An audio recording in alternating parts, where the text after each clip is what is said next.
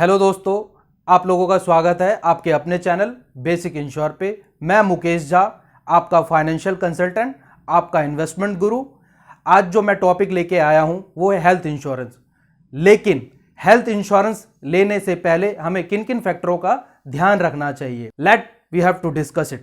Factor 1, sum assured. हम लोग policy ले तो लेते हैं बट हमें पता नहीं होता कि हमें कितने सम एश्योर्ड का पॉलिसी लेना चाहिए। आज के दौर पे जैसे आप देख रहे होंगे कि कोरोना एंड ऑल, और शहर में रहने पे कितना खर्चा आता है एक हॉस्पिटलाइजेशन होने पे।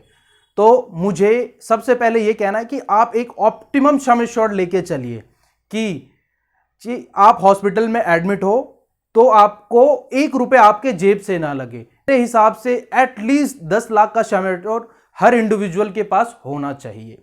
दूसरा फैक्टर है कि पॉलिसी किस तरह की आपको लेनी चाहिए, इंडिविजुअल या फैमिली फ्लोटर।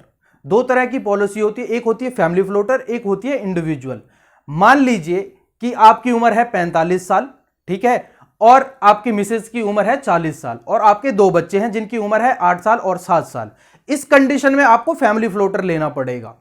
और दूसरा एक कंडीशन ऐसा है कि आप यंग हैं, 30 साल के हैं, आपकी शादी नहीं हो रखी, इस कंडीशन में आपको इंडिविजुअल पॉलिसी लेनी पड़ेगी। थर्ड फैक्टर है प्री एंड पोस्ट हॉस्पिटलाइजेशन। हमें जब भी पॉलिसी चूज करना होता है तो हमें सबसे इंपॉर्टेंटली ये फैक्टर देखने होते हैं कि प्री एंड पोस्ट हॉस्पिटलाइजेशन का टेन्योर कितना है, कितने दिन का टेन्योर है। बेसिकली आप यदि कभी एडमिट होते हैं हॉस्पिटल में तो एडमिट होने से पहले और एडमिट होने के बाद भी खर्चे बहुत सारे होते हैं। यदि आपके हेल्थ इंश्योरेंस में प्री हॉस्पिटलाइजेशन का टेन्योर ज्यादा है तो जितना भी आपका बिल होगा वो सारा उसके अंदर कवर होगा। यदि मान लीजिए आप हॉस्पिटल से कम बैक ठीक ठाक होके आ गए, उसके बाद भी तो बहुत सारी मेडिसिन, बहुत सारे जांचें चलती हैं, उसमें भी यदि टेन्योर लंबा है, मान लीजिए 3 महीने 6 महीने तक का यदि टेन्योर है, तो सारा खर्चा आपको इंश्योरेंस कंपनी देगी। फोर्थ फैक्टर जो है वो है रिस्टोरेशन फैसिलिटी। रिस्टोरेशन फैसिलिटी एक बहुत ही उम्दा फैसिलिटी है जो आज से 3-4 साल पहले किसी भी कंपनी में जनरली नहीं मिलती थी। आज के डेट में रिस्टोरेशन फैसिलिटी जनरली सारी कंपनियां देती है, बट हमें चूज करना है कि कौन सी कंपनी कितने टाइम रिस्टोरेशन देती है। रिस्टोरेशन का मतलब यह हुआ कि आपने सम एश्योर्ड 10 लाख की पॉलिसी ले ली हेल्थ इंश्योरेंस। मान लीजिए कि एक ईयर में आपने 10 लाख यदि आपने पॉलिसी लिया और उसके 3 महीने के बाद ही खत्म हो जाता है, तो आप क्या करेंगे? यदि कुछ सडनली फिर कुछ हो जाता है बाकी के महीने में, तो आप कहां से लाएंगे? तो कंपनी ने एक रिस्टोरेशन फैसिलिटी निकाला है कि यदि आपका सम एश्योर्ड एग्जॉस्ट हो जाता है, same sum assured disease different हो या सेम हो, आपके हेल्थ इंश्योरेंस पैकेज में आ जाएगा। तो मेरा रिकमेंडेशन यह है कि आप अनलिमिटेड टाइम रिस्टोरेशन वाली पॉलिसी ले, जिससे क्या होगा कि आपको कितनी भी बड़ी बीमारी हो और कितने भी दिन के लिए रहे, आपको सारा का सारा खर्चा इंश्योरेंस कंपनी देगी। फिफ्थ फैक्टर है no claim bonus. That is one of the most important factor जो हमें देखना चाहिए। इसमें क्या होता है कि कोई कंपनी 5% देती है, कोई कंपनी 10% देती है, कोई company 15%। Basically no claim bonus होता क्या है? यदि आपने एक पॉलिसी ली, मान लीजिए आपने इस जनवरी में पॉलिसी ली और अगले जनवरी तक में आपने उसको यूज नहीं किया, आप एक बार भी हॉस्पिटलाइजेशन नहीं हुए, तो उस केस में क्या होता है कि कंपनी आपके पास एक ऑफर रखती है कि आपने इस पॉलिसी को यूज नहीं किया तो अगले साल 10% से 15% से 20% से आपका सम एश्योर्ड बढ़ जाएगा। मान लीजिए कि यदि मैं आपको कोई ऐसी पॉलिसी दूं जिसमें आप यूज नहीं कर पा रहे हैं उस चीज को, सम एश्योर्ड को, तो अगले साल 50% का आपका सम एश्योर्ड बढ़ जाए। 50 मतलब मैंने 10 लाख की पॉलिसी ली है तो अगले साल वो 15 लाख की पॉलिसी हो जाएगी। तो हमें यह चूज करना है कि नो क्लेम बोनस मैक्सिमम मिले हमें, मैक्सिमम।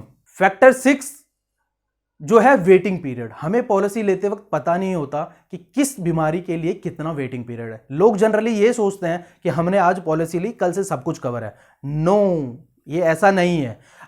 हमारी पॉलिसीज में मेंशन होती हैं किस बीमारी के लिए कितने टाइम, जैसे आपको पाइल्स है, पथरी है, बाबसीर है, कुछ भी है इस तरह के, तो उनके टेन्योर जो होता है वो 2 साल का होता है। एकदम से आपको आज आपने पॉलिसी ली और कल आपको कवर मिले, ऐसा नहीं। क्योंकि कंपनी भी सोचती है ना कि यदि मैंने किसी को पॉलिसी दिया है तो वो बंदा फिजिकली फिट है, जस्ट लाइक दैट। तो इसीलिए वेटिंग पीरियड हमें ध्यान से देखना होगा किस डिजीज के लिए कितना है और क्या है। हर कंपनी में थोड़ा बहुत ऊपर नीचे होता है। 7th है day care procedure. Generally day care procedure is one of the most important factor जो हमें देखना चाहिए, क्योंकि आप यदि एडमिट हो रहे हैं तो जनरली सारी कंपनियां आपको दे देंगी जो भी आपका खर्चा आएगा।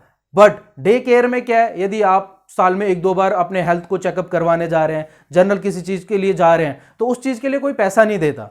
तो ये एक जो फैक्टर है वो बहुत इंपॉर्टेंट है। तो सब लिमिटेड अमाउंट मान लीजिए कि जितनी की पॉलिसी है, मतलब 10 लाख की आपकी पॉलिसी है, तो समथिंग लाइक 1% और 2% that company are giving to people, कि वो अपने हेल्थ को चेक करें, रूटीन वे में चेक करते रहे और जाएं हॉस्पिटल्स और चेक करवा के आए, और कंपनी उसको रिम्बर्स या कैशलेस फैसिलिटी देती है। Factor 8, network hospital. Not only network hospital, cashless network hospital होना चाहिए। ये बहुत ही एक इंपॉर्टेंट फैक्टर है। यदि आप एडमिट हैं और आपको पता चला कि आपका हॉस्पिटल ही लिस्टेड नहीं है इंश्योरेंस कंपनी में, तो बहुत दिक्कत हो जाता है लोगों के साथ, और मैंने देखा है आजकल बहुत ही ज़्यादा लोग फेस करते हैं ये सिचुएशन। इसलिए हमें इंश्योरेंस लेने से पहले ये देखना होगा कि जिस कंपनी का हम इंश्योरेंस ले रहे हैं उसमें नेटवर्क हॉस्पिटल कितने हैं जो हम जिसमें जाएं और जस्ट ओनली कार्ड दे और वो हमारा सारा इलाज करे, और ऑटोमेटिक उनके पास इंश्योरेंस कंपनी पैसा भेज दे, हमें 1 रुपए देने की जरूरत ना हो। फैक्टर 9 ये है कैपिंग। जनरली क्या होता है कि कुछ कंपनियों की पॉलिसीज में ऐसे होते हैं कि मतलब आपने 10 लाख का सम एश्योर्ड लिया और पता चला कि आपको सिर्फ रूम रेंट के लिए 1% पर डे मिल रहा है। आईसीयू में आप एडमिट है तो पर डे 2% ओनली। जैसे शहर में रह रहे हैं आपको पता होगा जनरली 20,000, 25,000, 30,000 एक दिन का रेंट होता है रूम का। तो जनरली आपको यह देखना होगा कि पॉलिसी में कैपिंग ना हो। ये हिडन चीजें होती हैं जो आपको खुद से एक बार थ्रू आउट होना पड़ेगा, या आपके जो एडवाइजर है आपको उनसे कंसल्ट डीप वे में जो फैक्टर मैं बता रहा हूं वो आपको पूछना होगा। And this is the one of the most factor, that is last factor, factor 10, that is claim settlement.